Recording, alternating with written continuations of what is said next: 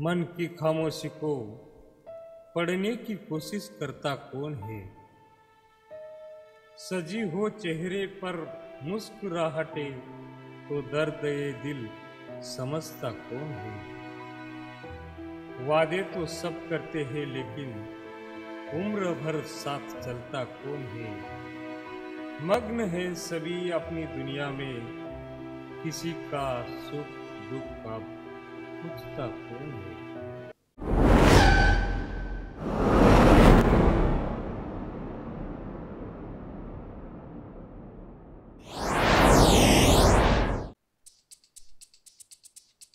ऊसतोड मजूर 4 ते 5 महिने घरदार सोडून बाहेर गावी जाऊन लेकरं व संपूर्ण परिवारासह खोप्या करून राहतात।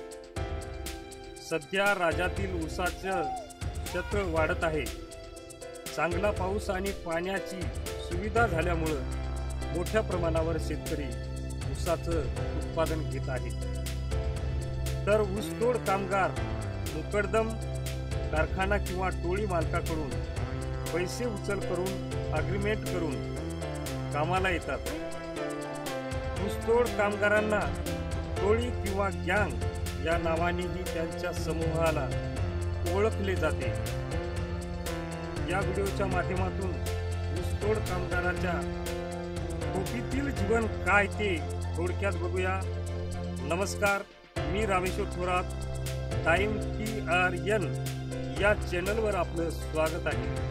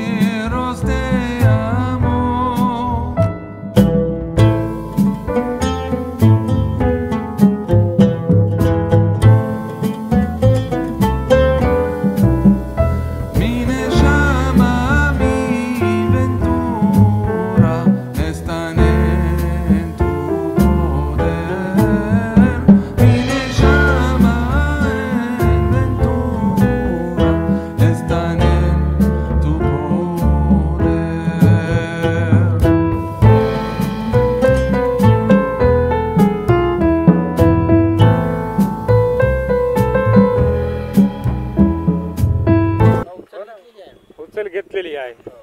आता तुमचे लहान लहान लेकरही घेऊन आले असाल ना।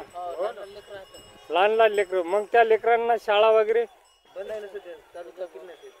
तुमच्या कामामुळे तुमची गावाकडील परिस्थिती कशी असते? अशीच आहे साहेब, गरिबीची परिस्थिती आहे आमची। कधी रोज मजुरीला जावं लागते, कधी काहीच नाही, घरी बसून बी राहावं लागते। 5-5:30 वाजता पोहोचतो, जाळ करून आपलं शेततो, ऊस तोडतो, अंधेऱ्यामध्ये बी तोडतो साहेब। आणि तुमचे लेकर बाळ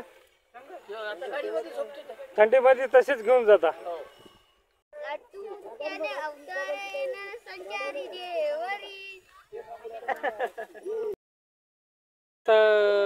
फडामध्ये जाता? आम्ही सकाळी जातो इथून 3:30 वाजता 4 वाजता लांबचा प्रवास असला तर। या थंडीचा काही प्रभावामुळे थंडी थोडी साधारण होती माग, आता काय थंडी नाही तेवढी। बरं, आणि एकदा फडात गेल्यानंतर थंडी वाजत नाही। कामाला लागल्याच्या नंतर सण काम करू वाटते माणसाला।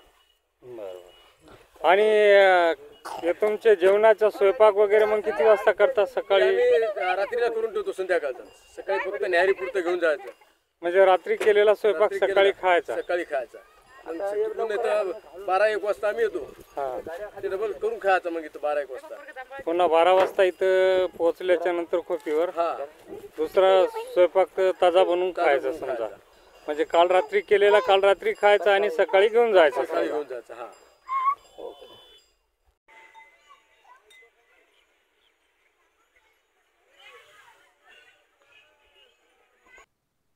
या चॅनलवर आम्ही नवीन नवीन विषयावर व्हिडिओ प्रदर्शित करत असतो. व्हिडिओच्या सूचना तुम्हाला मिळण्यासाठी टाइम TRN या चॅनलला सबस्क्राईब करा. व्हिडिओ आवडल्यास व्हिडिओला लाईक करा, मित्रांना शेअर करा, बेल आयकॉन बटन पण दाबा व कमेंट बॉक्समध्ये तुमचे विचार व्यक्त करा. तर भेटूया नवीन विषयाच्या नवीन व्हिडिओमध्ये. खुश रहा.